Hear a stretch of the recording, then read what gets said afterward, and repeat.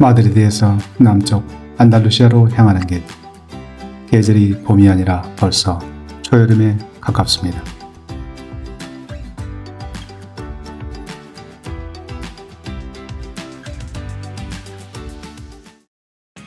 우베다는 마드리드에서 남쪽으로 340km, 4번 고속도로를 타면 3시간 반이면 도착합니다. 우베다가 속한 하엔주는 스페인에서 가장 많은 올리브 나무를 재배하는 고장입니다. 우베다에서는 최고 품질의 올리브유를 생산하고 판매합니다. 플라사 데 안달루시아 광장 지하에 있는 주차장에 차를 세우고 잠시 광장을 거닐어 봅니다. 분수대 한가운데 레오폴도 사로 장군의 동상이 서 있습니다. 1878년 쿠바에서 태어난 레오폴도 사로는 일찌감치 군인이 되어 20살 대단에 소위 계급장을 달고 쿠바에 파견되었습니다. 그러나 스페인은 1898년 미국과의 전쟁에서 패해 쿠바를 잃고 마침내 식민지 종주국으로서의 위치를 내려놓았습니다. 1898년 마드리드로 돌아온 레오폴도 사로는 승진의 승진을 거듭했습니다. 그는 아프리카에서 혁혁한 전공을 세우고 마침내 장군의 지위까지 올랐습니다. 퇴역 후 그는 부인의 고향인 우베다를 위해 적극적으로 힘을 썼습니다. 문화와 철도를 건설하고 국영 호텔과 시립도서관을 세웠습니다. 주민들은 감사의 표시로 성금을 모아 1930년 광장에 정동동상을 세웠습니다. 그러나 1930년대 좌익 정권이 출범하고 1936년 스페인 내전이 발발했습니다. 좌익 정권은 레오폴도 사로를 프랑코 추종자라며 사형에 처했고 좌익 민병대는 그의 정동상에 총탄을 퍼부었습니다. 레오폴도 사로는 프랑코 추종자가 아니었습니다. 쿠바에서 태어난 레오폴도 사로 장군은 부인의 고향 우베다를 위해 최선을 다했던 뛰어난 인물이었습니다. 광장 맞은편에 위치한 관광 안내소에서 지도와 몇 가지 정보를 얻었습니다. 스페인은 어느 마을에 가나 관광 안내소가 잘 정비되어 있습니다. 우베다의 주민수는 35,000명, 하이엔주에서도 제법 큰 도시에 속합니다. 예술, 문화활동도 활발한 도시입니다. 할머니 한 분이 제게 다가옵니다. 아시아 여성들은 어쩜 이렇게 피부가 곱냐며 말을 건넵니다. 그런데 할머니의 연세를 알고 저는 깜짝 놀랐습니다. 금년 7월이면 83세가 되는 할머니입니다.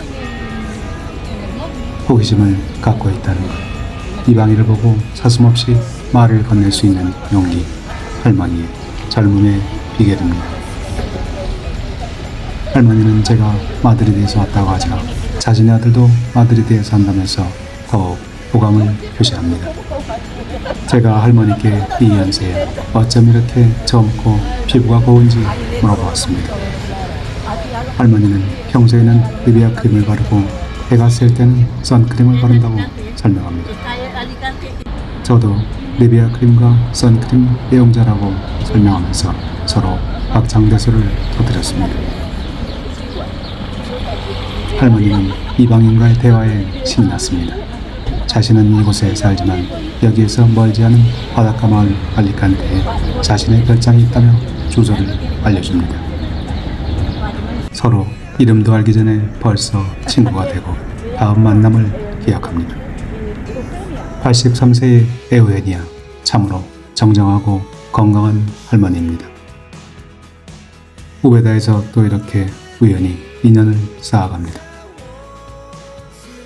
우베다는 토기와 독일로 유명한 도시입니다. 중세 시절 기독교 문명과 아람 문명 그리고 유대 문명이 골고루 섞였습니다. 벌써 초여름을 느끼게 하는 따뜻한 우베다. 거리에 오렌지 향기가 가득합니다. 오렌지를 가로수로 심고 둥글게 잘 다듬었습니다. 푸른 하늘, 하얀 집, 새삼 안달루시아 지방에 와 있다는 것을 실감합니다. 우베다에서 가장 중심이 되는 광장입니다. 르네상스 형식의 웅장하고 아름다운 건물들이 광장 주위를 둘러싸고 있습니다. 우베다는 스페인 남부 안달루시아주에서 르네상스 형식의 건물을 가장 많이 보유한 마을입니다. 우베다에 르네상스식 건물이 등장하게 된 것은 오직 한 사람, 프란시스코 데 로스 코보스 덕분입니다. 눈앞에 등장하는 아름다운 건물이 사크라 카피아 델 살바도르, 프란시스코 데 로스 코보스가 지은 개인 예배당입니다. 판테온으로 쓰이는 예배당 벽 전면에는 놀라울 정도로 정교한 벽화들이 새겨져 있습니다. 예수님이 제자들과 함께 변화산에 올라 인간의 아들에서 신의 아들로 변하는 순간을 새겨놓았습니다. 프란시스코 데 로스 코보스는 1477년 이 마을 우베도에서 태어났습니다. 그의 아버지는 하급 귀족이었습니다. 그러나 그는 오직 자신의 능력으로 권력의 사다리를 올라갔습니다. 길을 걸어갑니다.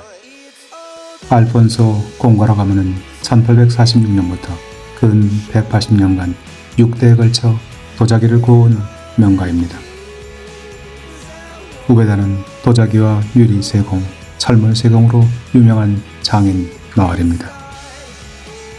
성벽의 전망대에 서면 마을을 둘러싼 아름다운 올리브밭이 한눈에 들어옵니다. 올리브가 산자락의 밭이 아니라 물결처럼 바다처럼 펼쳐집니다. 스페인 남부지방에서 생산되는 올리브유는 세계에서도 가장 높은 품질을 자랑합니다. 스페인 사람들의 올리브유에 대한 사랑은 놀라울 정도입니다. 이들은 올리브유를 오로 데리키도, 액체금이라고 부릅니다. 뜨거운 태양 아래 장인의 공방을 둘러봅니다. 화려한 채색과 놀라운 배색, 뛰어난 구도, 어느 하나 버릴 것이 없는 아름다움 그 자체입니다. 사실 오늘 우베다를 방문하기 전까지 이 도시가 이렇게 장중하고 아름답고 멋진 마을인 줄 몰랐습니다.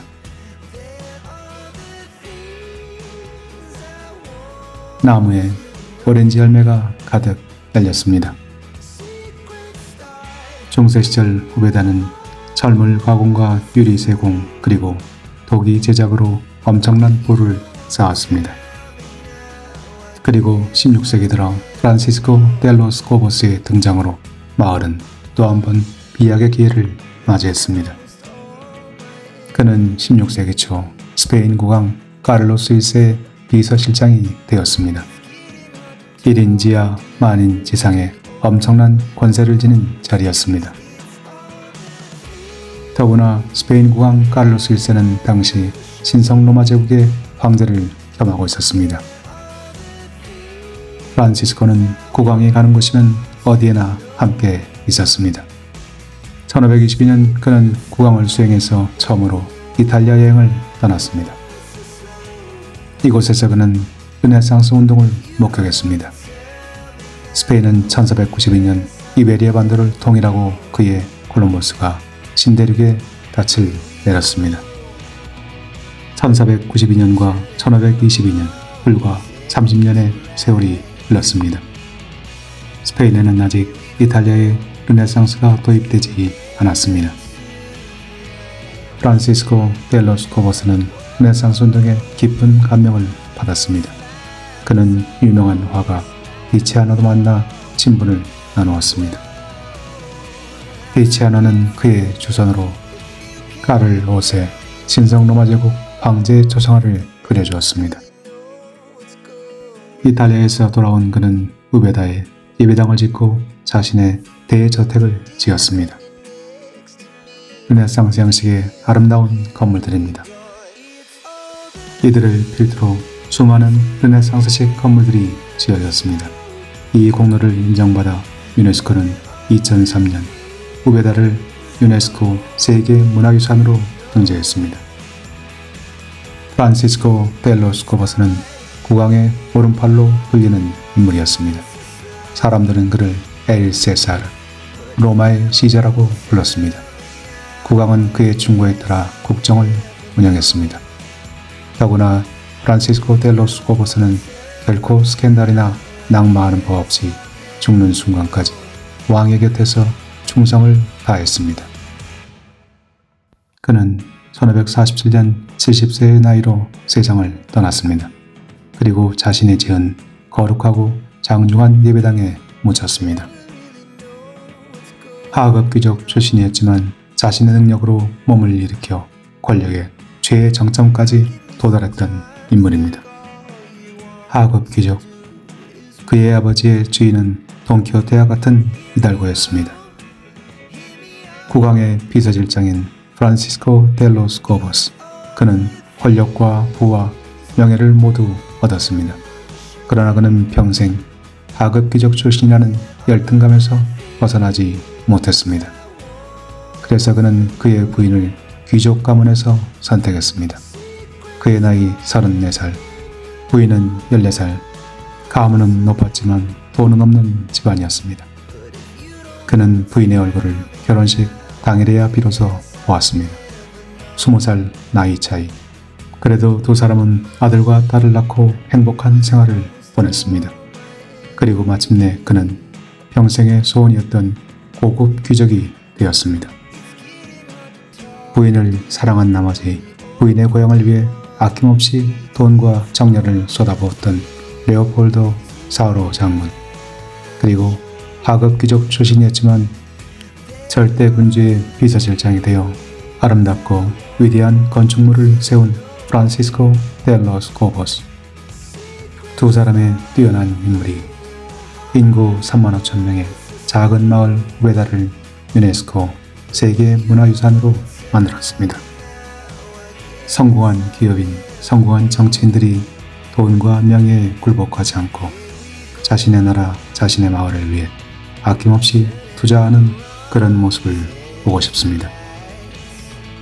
오세 사람들은 그런 역사를 사랑하고 기억합니다.